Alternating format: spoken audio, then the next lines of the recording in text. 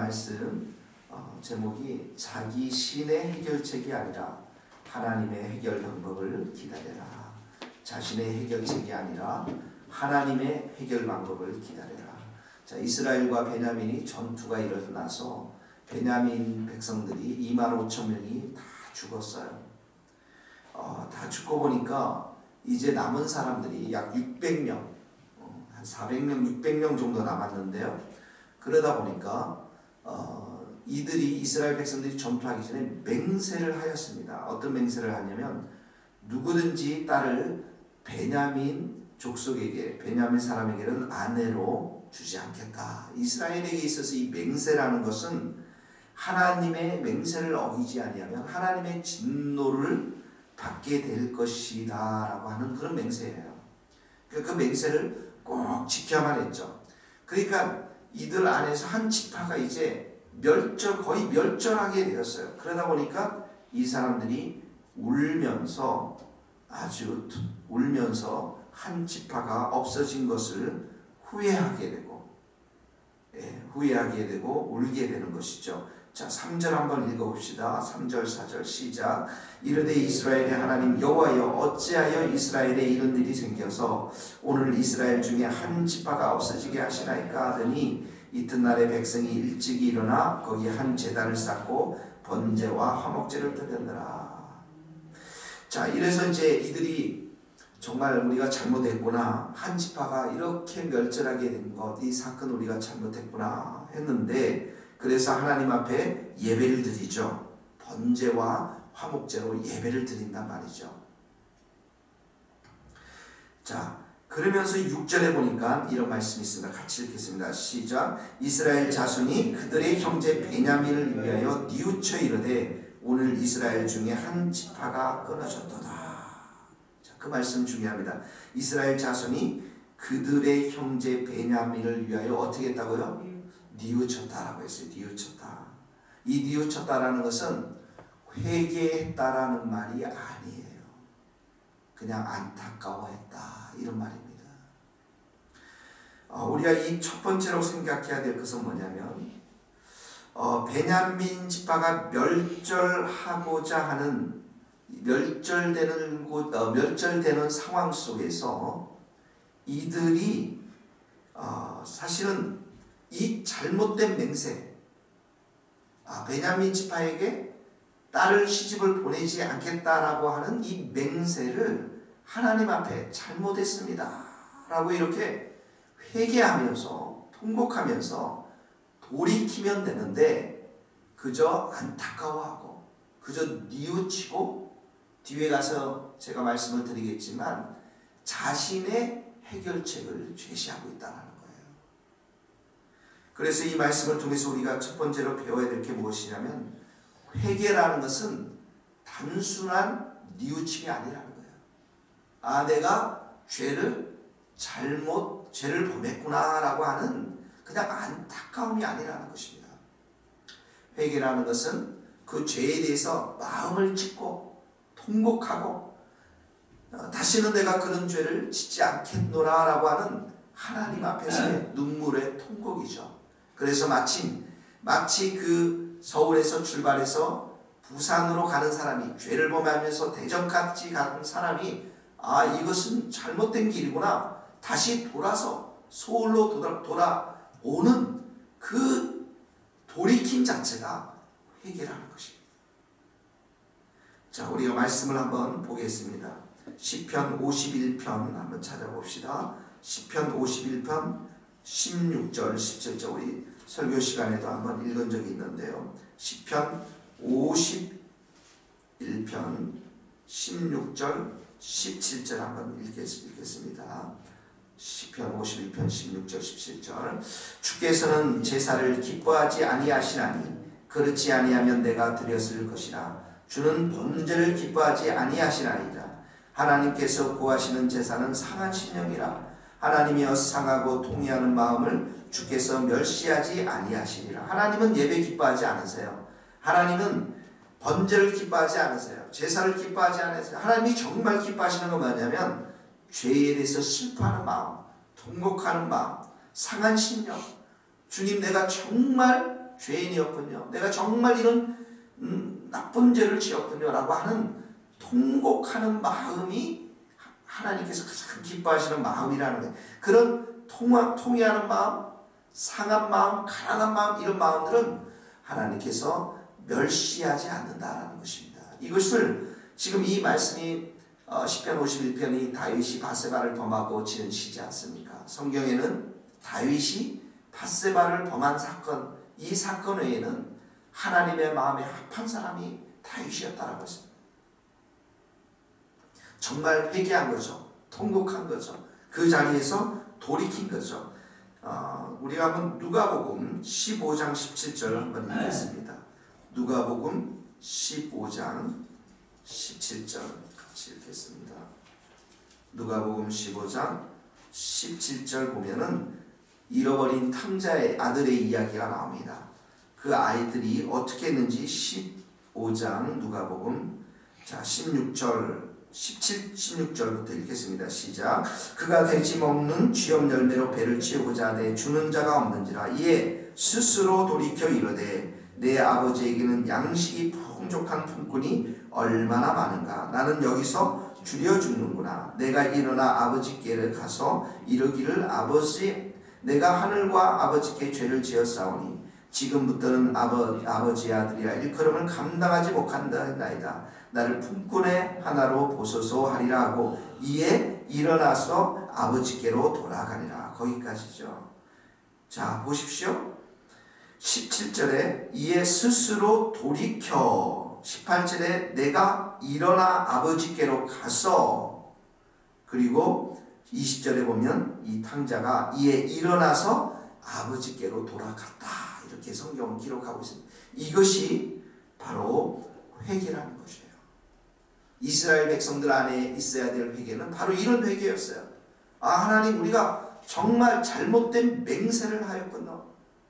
이런 맹세를 하며 베냐민 지파를 멸절시키려고 했던 그 전투가 벌어졌던 것도 잘못했지만 이런 맹세를 했던 것도 잘못했던 것이며, 하나님 앞에 회개하며 통회하고 자복하면, 또 그 자리에서 돌이켜 일어나서 돌이키면 반드시 하나님께서 우리에게 사죄의 은총을 주실 줄 믿습니다. 너희 죄가 주홍 같을지라도 희어지고 진홍같이 붉을지라도 양털같이 되리라. 그래서 우리 신약시대에 사는 사람들에게 가장 감사한 것은 우리에게 십자가가 있다는 거예요. 예수님의 십자가가 무한한 용서와 무한한 긍휼과 무한한 자비가 우리에게 쏟아져 온다는 것입니다. 자, 이렇게 살짝 뉘우쳐버리니까 자신들만의 해결책을 이제 이스라엘 백성들이 갖게 되는데, 어떻게 하냐면, 자, 우리가 전쟁을 하러 나갈 때 전쟁에 참여하지 않은 그 족속이, 그런 지파가 있다면 우리는 그 지파를 멸절시켜서 전쟁을 해서 전투를 해서 그 사람들을 죽이고 그 사람들의 남은 여자들, 남자를 알지 못하는 여자들을 데려다가 베냐민 지파와 함께 결혼을 시키자. 여러분, 이게 하나님의 뜻이었을까요? 자신들이 뜻이었어요. 베냐민 지파를 구원하기 위해서, 장가들게 하기 위해서 또 전쟁을 벌여서 또 사람을 죽여서 거기 처녀들을 데려다 결혼을 하겠다. 또 자신의 생각들, 자신의 뜻대로 해결책을 제시하고 있다는 것입니다. 한번 9절을 읽어봅시다. 8절, 9절, 10절 읽겠습니다. 시작. 또 이르되 이스라엘 지파 중 미스바에 올라와서 여호와께 이르지 아니한 자가 누구냐 하고 본즉 야베스 길라앗에서는 한 사람도 진영에 이르러 총에 참여하지 아니하였으니 백성을 계수할 때에 야베스 길라앗 주민이 하나도 거기 없음을 보았습니다. 회중이 큰 용사 12,000명을 거리로 보내며 그들에게 명령하여 이르되 가서 야베스 길라앗 주민과 부녀와 어린아이를 칼로 치라. 너희가 행할 일은 모든 남자 및 남자와 잔여자를 진멸하여 바칠 것이라. 12절. 그들이 야베스 길라앗 주민 중에서 젊은 처녀 400명을 얻었으니 이는 아직 남자와 동침한 일이 없어 남자를 알지 못하는 자라. 그들을 실로 진영으로 데려오니 이곳은 가나안 땅이니라. 자, 여러분 다 죽이고 길앗에 있는 사람들 다 죽이고 남자와 그 동침한 일이 없는 젊은 처녀 400명을 데려다가 베냐민 사람들에게 주는 것입니다. 베냐민 사람들 한 600명 남았으니까 아직도 200명이 모자랍니다. 자, 이들이 제사를 드렸어요. 번제를 드렸어요. 가슴을 쳤어요. 살짝 그러나 뉘우쳤어요. 이스라엘 백성들이. 자, 그랬고 나서 어떻게 해야 돼? 예배를 드리고 진실로 회개했으면 하나님의 음성을 드려야죠. 하나님의 말씀을 드려야죠. 이 문제에 대해서 하나님의 해결책을 드려야죠. 근데 그러지 않고 또 자신의 생각으로 이번에는 길앗 사람들 죽여서 전쟁에 참여하지 않은 이런 사람들 죽여서 이제 우리가 이 처녀들 데리고 베냐민 사람들에게 결혼을 시키자. 자신의 해결책을 제시하고 있다는 것입니다. 사랑하는 성도 여러분, 우리가 문제들이 세상 가운데서 많이 발생하지만 중요한 것은 그 문제에 대해서 하나님의 뜻, 하나님의 해결책, 하나님의 말씀을 듣고 그것에 순종하는 자들이 진정으로 예배드리는 자들이고 진정으로 회개하는 자들이고 진정으로 기도하는 자인 줄 믿습니다. 느헤미야 1장 4절 5절 한번 읽어봅시다. 느헤미야 727장 느헤미야 1장 4절 5절 말씀 같이 읽어보겠습니다. 느헤미야 1장 4절 5절 내가 이 말을 듣고 앉아서 울고 수일 동안 슬퍼하며 하늘의 하나님 앞에 금식하며 기도하여 이르되 하늘의 하나님 여호와 크고 두려우신 하나님이여 주를 사랑하고 주의 계명을 지키는 자에게 언약을 지키며 긍휼을 베푸시는 주여 간구하나이다. 그리고 1장 11절 같이 읽겠습니다. 주여 구하오니 귀를 기울이사 종의 기도와 주의 이름을 경외하기를 기뻐하는 종들의 기도를 들으시고 오늘 종이 형통하여 이 사람 앞에서 하나님의 은총을 입게 하옵소서 하였더니 그때 내가 왕의 술관원이 되었더라. 자, 느헤미야가 이 예루살렘 성벽이 황폐됐다는 소리를 듣고 어떡합니까? 자기 해결 방법을 추구하고 있습니까? 아니에요. 하나님 앞에 금식하며 기도하며 기다렸더니 하나님께서 어떡합니까? 왕의 술관원이 되게 하셨단 말이죠. 그렇게 해서 이 느헤미야를 통해서 왕과 가까운 느헤미야를 통해서 52일 만에 성벽이 건축되어지는 하나님의 방법의 역사가 일어난다는 거죠. 우리가 늘 생각해야 될 게 무엇입니까? 하나님의 뜻이 중요한 거예요. 하나님의 해결책이 중요한 것이라는 거죠. 마가복음 8장 3절 같이 읽어있습니다. 마가복음 8장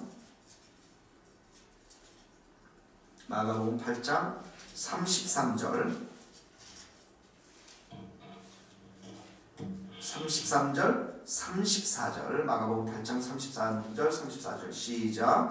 예수께서 돌이키사 제자들을 보내시며 베드로를 꾸짖어 이르시되 사단아 내 뒤로 물러가라. 내가 하나님의 일을 생각하지 아니하고 도리어 사람의 일을 생각하는도다 하시고 무리와 제자들을 불러 이르시되 누구든지 나를 따라오려는 자기를 부인하고 자기 십자가를 지고 나를 따를 것이니라. 예수님이 이때 내가 이제 십자가를 지고 죽을 것이다 라고 이야기했을 때 베드로가 뭐라고 했습니까? 절대로 그런 일이 일어나지 않을 것입니다 했더니 예수님이 뭐라고 해요? 사단아 물러가라. 내가 하나님 일 생각하지 않고 사람의 일을 생각하는도다. 사람의 일을 생각한 사람들은 사사기의 사람처럼 자기 옳은 대로 행하는 사람들이고 자기가 살아있는 사람이 자기의 뜻대로 생각대로 행하는 사람이에요. 근데 여기 보십시오. 예수님 뭐라 했어요? 누구든지 나를 따라오면 자기를 부인하라고 그랬죠. 자기를 죽이라는 것입니다. 자기 십자가를 지고 나를 따라라. 십자가에 자기 자신의 의를, 자기 자신의 생각을, 자기 자신의 뜻을 다 못 박으라는 거예요. 그리고 예수님의 뜻이, 하나님의 뜻이 그 사람 가운데 온전히 서도록 자기를 부인하고 예수님을 따라하는 것입니다. 사랑하는 성도 여러분, 우리는 해결책을 제시할 수가 없습니다. 문제가 발생하고 어려움이 발생했을 때 우리는 기도하며 하나님의 말씀을 드리며 하나님의 해결책을 기다리며 하나님의 뜻이 그 문제 가운데 바르게 설 수 있도록, 그때 문제들은 없어지고 하나님의 선한 뜻이 우리의 삶 가운데 세워질 줄로 믿습니다. 오늘도 진심으로 회개하고 진심으로 하나님의 뜻을 추구하는 우리 모든 성도님들 되시기를 주님의 이름으로 축복합니다.